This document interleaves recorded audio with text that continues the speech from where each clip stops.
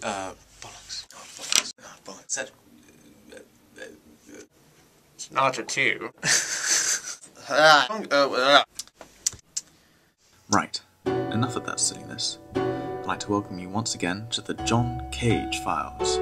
There he is, the man himself, looking all innovative. In this edition is the Let's Ace the A-Level.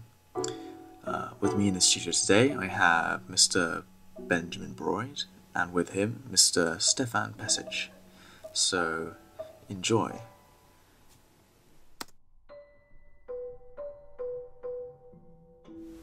John Cage, born in 1912, was seen by many musicians as a revolutionary composer whose work stretched modern music to its limit. Using his sonatas and interludes for prepared piano, sonatas 1 to 3, it shows how Cage was not only revolutionary, but also a traditionalist. Employed by a dance studio, John Cage was unable to find the sounds he wanted with such a limited space, so he took inspiration from the invention of the prepared piano, which was invented by Henry Cow, who he studied with along with Schoenberg, to get similar sounds as the percussion he had the intention of using. Just a quick explanation of the prepared piano. Obviously, Cage will be using a grand, but here's what we have to show. Here's the strings and the hammers. Cage would place various different objects on the strings to get his percussive sounds at different points of the strings. He'd use objects like a rubber and a screw, a small screw, a nut,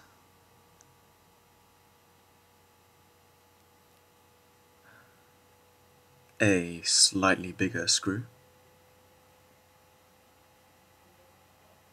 and even a large screw.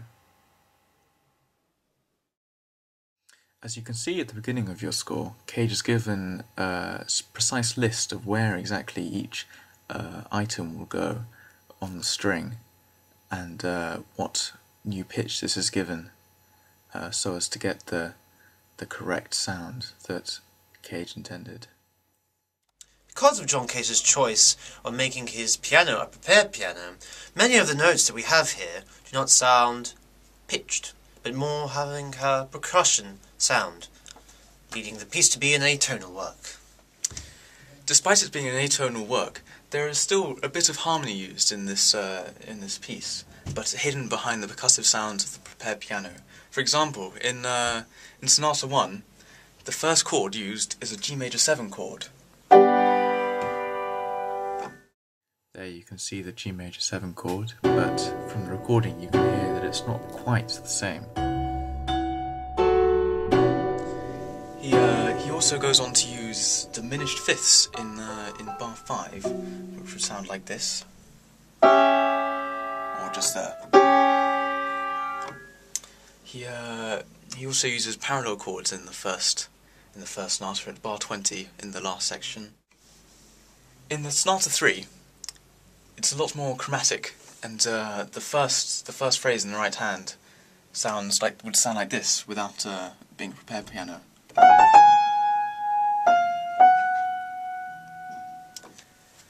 Underneath this is a pedal note, which is a prepared note, but if it weren't prepared, it would sound like this.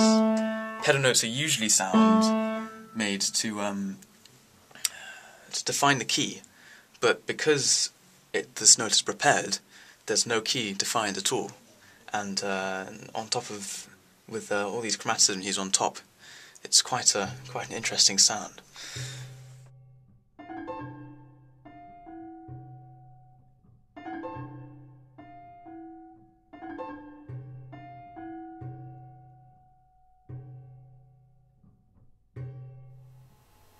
To contrast the chromaticisms used, there are octaves split by fourths at bar 11.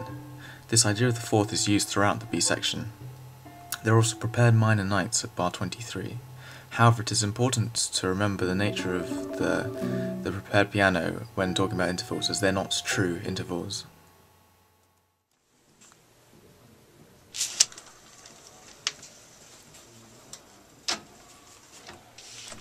In Sonata 1, there is a stepwise descent from C to F, bar 24 to end.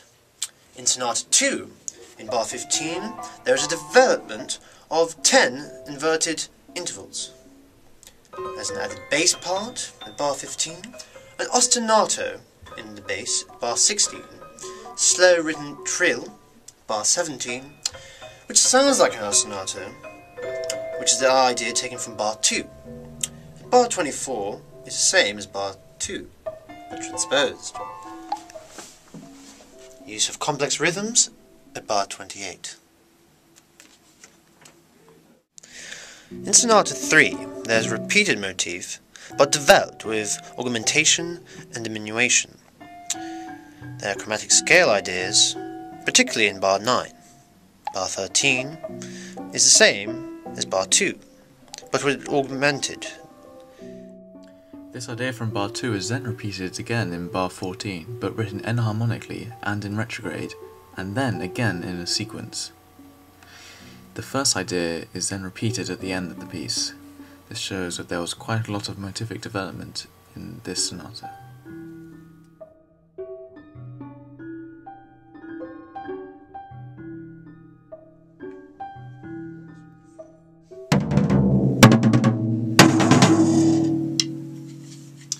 In Sonata 2, the rhythmic movement increases a lot over the second section.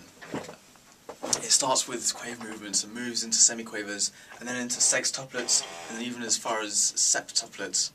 And underneath this, as the movement gets faster, there's this horrible syncopation between nine crotchets in four crotchet beats, called a non-toplet or something. But this sounds really quite horrible. It's used for a really quite striking effect. From here onwards you can hear the increasing rhythmic activity.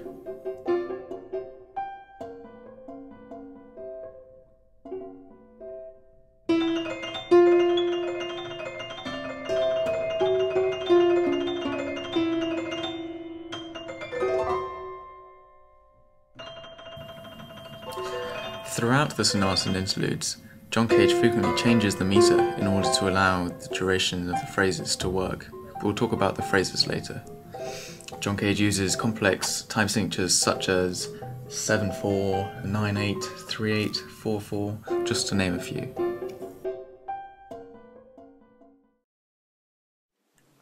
With regards to texture, Sonata 1 is homophonic and has use of chords throughout. Sonata 2, the A1 section is entirely monophonic. A2 section becomes more contrapuntal, whilst the B section becomes melody-dominated homophony with the bass part added. Sonata 3 is mainly melody-dominated homophony, with also uses of ostinato-style figures in bar 11.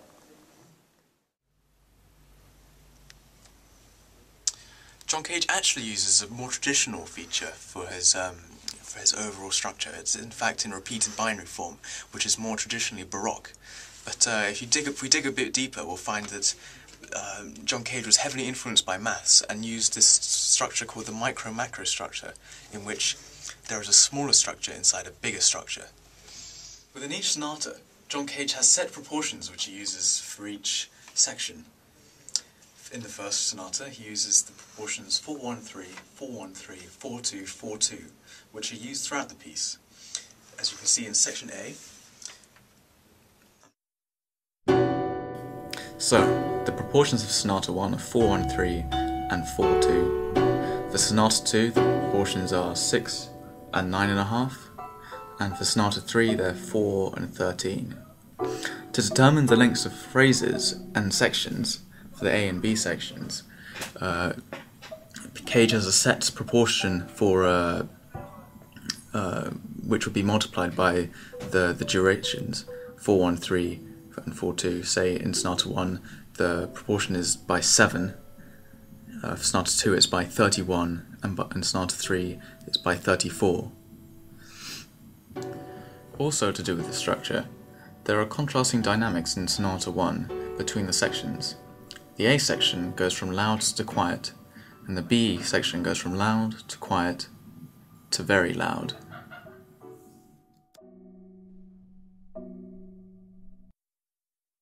Sonata 2 also uses this technique, but instead to exemplify the phrasal structure.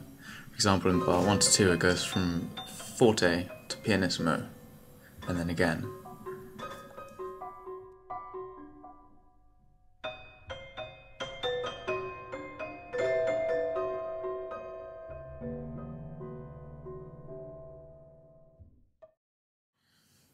Well, there we go. We've come to the end of our journey. I hope you've taken everything in. So all I can say now is good luck for your A-level. You will do smashingly. And I shall leave you with a picture of the great man himself, John Cage.